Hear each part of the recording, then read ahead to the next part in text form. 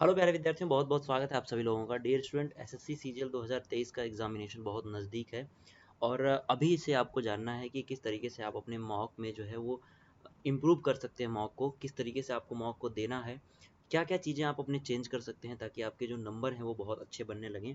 तो इस वीडियो में हम लोग वो सारी बातें करेंगे। आगे बढ़ने से पहले प्यारे विद्यार्थियों, जो लोग भी टारगेट कर रहे हैं सीजीएल 2023 सीएसएल के एग्जामिनेशन को टारगेट कर रहे हैं, साथ ही में सीपीओ और जीडी जैसे एग्जामिनेशन को टारगेट कर रहे हैं, तो अनअकैडमी आपके लिए बेस्ट प्लेटफॉर्म है। ये इनवाइटेड डिस्काउंट कोड यूज़ करके आप अनअकैडमी प्लस ज्वाइन कर सकते हैं। यहाँ पे आपको वो सभी चीज़ें मिलेंगी जो आपके एग्जामिनेशन के लिए बहुत ज़्यादा ज़रूरी है। तो डियर स्टूडेंट, सबसे पहले हम इस वीडियो में क्या बात करेंगे कि आप अपने स्कोर को कैसे इंप्रूव करेंगे। सबसे पहले आपको क्या जानना है कि हाउ टू अटेम्प्ट, एग्जामिनेशन में आपको कैसे अटेम्प्ट करना है। और एग्जामिनेशन में अटेम्प्ट तो करना ही है, साथ में आपको अभी मॉक कैसे देना है। तो मैं मॉक के बारे में बताता हूँ कि किस तरीके से आपको मॉक देना है, उसके बाद मैं बताऊँगा कि आपको अटेम्प्ट कैसे करना है। ठीक है ना, ये देखो। अब मैं पहले सबसे पहले आपको बता दूं प्यारे विद्यार्थियों कि मॉक से फ़ायदे क्या हैं। आपको कितने तरीके के किस तरीके के फ़ायदे हो सकते हैं अगर आप मॉक अभी से अटेंड करते हो तो। ठीक है। पहला फ़ायदा, सबसे ज़्यादा जो फ़ायदा, बड़ा फ़ायदा आपका होगा वो आपका होगा अंडरस्टैंडिंग एग्ज़ाम पैटर्न।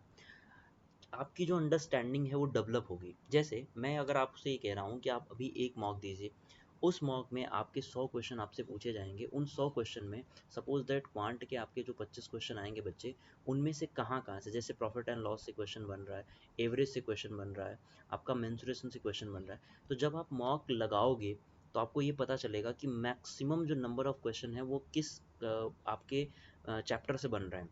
कौन सा चैप्टर आपके एग्ज़ाम से बहुत ज़्यादा रिलेट करता है, एग्ज़ाम के लिए बहुत ज़्यादा इंपॉर्टेंट है। तो ये आपके एग्ज़ाम पैटर्न को समझने में सबसे ज़्यादा हेल्प करती है। इसीलिए मैंने अंडरस्टैंडिंग एग्ज़ाम पैटर्न पहले नंबर पर रखा हुआ है। Because of importance of मॉक्स is, मतलब अगर मैं मार्क्स मॉक्स की इम्पोर्टेंस की बात करूँ बच्चे, तो वो आपके अंडरस्टैंडिंग डेवलप करने में बहुत ज़्यादा ज़रूरी है। साथ ही दूसरा सबसे इम्पॉर्टेंट अगर मैं बात करूँ डेवलपमेंट आपके अंदर होगा, वो होगा आप प्रेशर को हैंडल करना समझ जाओगे। जैसे सपोज दैट आपके पास आएंगे 100 क्वेश्चन 60 मिनट में आपको करना होगा। ठीक है। तो 100 क्वेश्चन को आपको 60 मिनट में करना होगा। तो जब आप इसकी आदत बना लोगे कि 60 ही मिनट है आपके पास है, तो आपको किस तरीके से बांटना है, किस तरीके से अलग अलग बदलना है। जैसे मान लीजिए आपको हो सकता है कि इंग्लिश में आपको टाइम लगता हो, तो टाइम मैनेज कैसे करना है, उस प्रेशर को आप हैंडल कर पाओगे मॉक देने के बाद। ठीक है। और तीसरा सबसे इंपॉर्टेंट जो है वो aware about exam situation. Exam में जिस तरीके की सिचुएशन होती है, जिस तरीके का प्रेशर होता है, जिस तरीके की सोच होती है, वही सोच आपकी मॉक में होगी जब आप एग्जाम हॉल की तरह अगर आप मॉक अटेंड करते हैं। तो इस तरह से आपको सिचुएशन समझने में बहुत ज़्यादा जो है कि कंपल्सरी हो जाएगा। ये तो आप सिचुएशन समझ सकते हैं। तो प्यारे विद्यार्थियों, आप लोग बहुत ही ध्यान से इस पूरे वीडियो को देखिएगा, आपके लिए बहुत ज़्यादा इंपॉर्टेंट है। ये मैंने प्रॉफिट बता दिया आपका मॉक का। अब कितने मॉक्स आपको अटेंड करने हैं ये बात कर लेते हैं, क्योंकि सबसे बड़ा सवाल जो होता है विद्यार्थियों का वो यही होता है कि सर कितने मॉक्स अटेंड करें, कितने मॉक हम देंगे ताकि हमारा जो सिलेक्शन है वो हो जाए, हम जो पैटर्न का वो समझ पाएँ। तो बच्चे सबसे पहले बात करते हैं नंबर ऑफ़ मॉक्स पे। ये नंबर ऑफ़ मॉक्स जो है वो आपके 2 कैटेगरी में मैंने बाँटा हुआ है यहाँ पे। पहला तो कैटेगरी मैंने लिखा हुआ है, वो कैटेगरी है आपकी रिपीटर्स, यानी कि जो लोग ऑलरेडी 2022 का मेन सीजीएल दे चुके हैं, या फिर 2021 का भी सीजीएल वो दे चुके हैं। तो उन लोगों के लिए पहले रिपीटर्स है। यानी आप लोगों को क्या करना वो तो मैं बताऊंगा ही।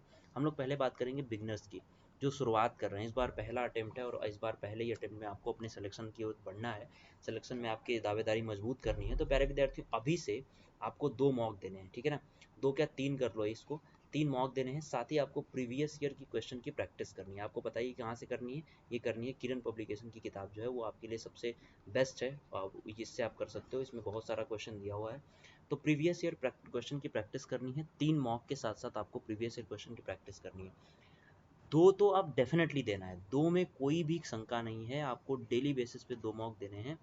लेकिन जब आपके पास टाइम हो जाए, आपका रिवीजन बढ़ जाए, जैसे मान लो आप 70% अपना जो कोर्स है उसको कवर कर चुके हो, तो फिर आप 3 मॉक डेली दे सकते हो। अगर आपका 50% कवर है, तो आपको अपना अभी सिलेबस भी कवर करना है, तो आप 2 मॉक दे सकते हो। अब रिपीटर्स की बात कर लेते हैं। बच्चे जो कर रहे हैं ये 3 से 4 मॉक यहाँ पे दे सकते हैं, क्योंकि इनका ऑलरेडी कहीं ना कहीं जो सिलेबस है वो कई बार इन्होंने कंप्लीट कर रखा है। तो ये एक तो ज़्यादा से ज़्यादा मॉक दें, 3 से 4 मॉक दें। और लेटेस्ट, ठीक है क्या भैया, आपको पढ़ना है एक latest previous year question paper. जैसे मैं बात करूं अगर बच्चे तो वीक मतलब अगर 2022 की, ठीक है, 2022 के बहुत सारे सेट हुए थे, तो आपने जैसे ही मॉक ख़त्म किया, मान लो 3 मॉक आपने दे दिया एक दिन में, ठीक है, भाई टाइम कम है ना, अब जून स्टार्ट हो गया, जुलाई में एग्जामिनेशन है, तो आपके 3 मॉक देने पड़ेंगे। मॉक से क्या होगा ना कि आपकी जो तैयारी है उसको वो स्ट्रांग होती है। तो एक सेट जो है, एक सेट आप इसका सॉल्व कर लो, किसका, प्रीवियस ईयर, जैसे 2022 के पेपर पहले दिन का जो सेट है उसको सॉल्व आपने कर लिया, तो दूसरे सेट को सॉल्व किया, ऐसे करके आपका ये भी तैयारी होती रहेगी। तो हाउ मेनी मार्क्स, वो तो हो गया। अब सबसे ज़रूरी बात है बच्चे कि आपको एनालिसिस कैसे करना है, क्योंकि ये वो चीज़ है जो कि सारे स्टूडेंट नहीं करते हैं।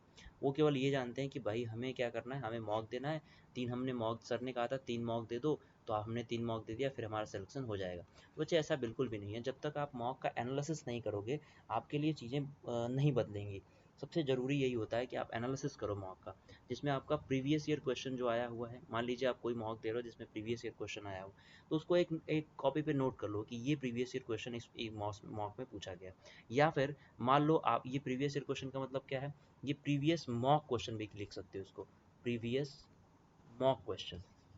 जैसे सपोज दैट आपने सैटरडे को कोई मॉक दिया, ठीक है, और संडे को जैसे ही आप दे रहे हो, सैटरडे वाला क्वेश्चन जो है उसमें वापस से क्या हुआ, रिपीट हो गया। तो जैसे ही ये रिपीट होता है, आप अपनी नोटबुक एक रखो मॉक के लिए, मॉक के लिए अलग से नोटबुक बनाओ और उसमें रखो। साथ ही इसमें आपने क्या किया, इसमें आपने उस क्वेश्चन को लिख लिया। अब आपको अटेम्प्ट क्वेश्चन, यानी कि जिस क्वेश्चन में आपको ज़्यादा टाइम लगा था उस क्वेश्चन को दोबारा से करना है। मतलब कि आपने मॉक के टाइम ने उसको समाप्त कर दिया, अब क्वेश्चन पे आपने मार्क करके रखा हुआ है, जैसे ही आप इसका एनालिसिस कर रहे हो उस क्वेश्चन को दोबारा से सॉल्व करो, जरूर करो, ठीक है। और जितने भी गलतियां आपने की हैं इस मॉक में, अपनी जो कॉपी आप बनाओगे, जो एरर कॉपी होगी, ठीक है, एक एरर बुक बनाओ, उस एरर बुक में वो सारी गलतियां इस बुक में लिखो, लाइन वाइज। जैसे पहली गलती आपने क्या की, भाई पहली गलती आपने ये की कि आता हुआ सवाल जो है ये फॉर्मूला कोई था जो फॉर्मूला आप भूल गए, तो इस फॉर्मूले को आपने लिख लिया। दूसरी गलती आपने इंग्लिश में कर दी कि मुझे जो वोकैब है, वोकैब का ये सेक्शन बहुत ज़्यादा क्या है, वीक है, मान लो वन वर्ड सब्स्टिट्यूशन आपने पढ़ा हुआ था, नहीं है, तो उस सभी एरर को अपनी एरर बुक में ऐसे नोट करते जाओ। अब आपको बात है कि मॉक सर कहाँ से दें, तो ऑनलाइन और ऑफलाइन दोनों ही दो। ऑनलाइन में आप अनअकैडमी पे भी मॉक बहुत सारा उपलब्ध है, आप ऑनलाइन दे सकते हैं, फिर और भी बहुत सारी साइट्स हैं जहाँ पे आप ऑनलाइन मॉक दे सकते हैं, ज़रूरी नहीं है कि आप यहीं दें। साथ ही प्यारे विद्यार्थियों, अगर ऑफलाइन में जाना है तो किरण पब्लिकेशन की प्रीवियस ईयर की पूरा का पूरा क्वेश्चन सेट ही आता है, वो आप ले सकते हैं, उससे आप मॉक दे सकते हैं, ठीक है। ये तो रही बात जो है मॉक की।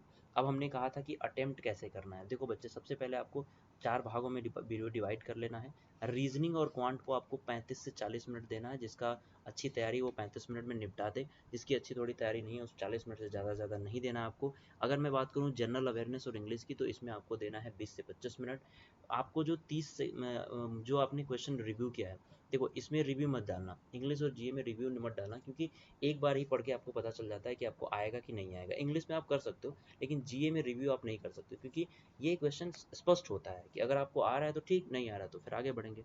रीजनिंग में आप मार्क और क्वांट में मार्क और रिव्यू कर सकते हो, लेकिन इसमें बाद में आपको 30 से 60 सेकंड से ज़्यादा टाइम, यानी 1 मिनट से ज़्यादा समय नहीं देना है। अब क्या होगा, जब आप 1 मिनट में उसको रिवाइज करोगे तो आपको क्या होगा कि मैक्सिमम पॉसिबल स्कोर आपका आ सकता है, जिसमें आपके एरर होने के चांसेस कम है।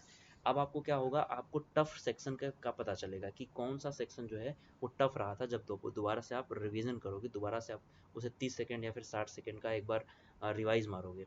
और आपको क्या होगा, बेनिफिट मिलेगा किसमें, नॉर्मलाइजेशन में। जब आप क्वेश्चन कम किए हो, मतलब कम का मतलब एकदम कम नहीं, क्वेश्चन आपने कम करके और ज़्यादा से ज़्यादा राइट करने का प्रयास किया है, तो फिर आपको वहाँ पे प्रॉफिट मिलेगा, किसमें, आपको प्रॉफिट मिलेगा नॉर्मलाइजेशन में।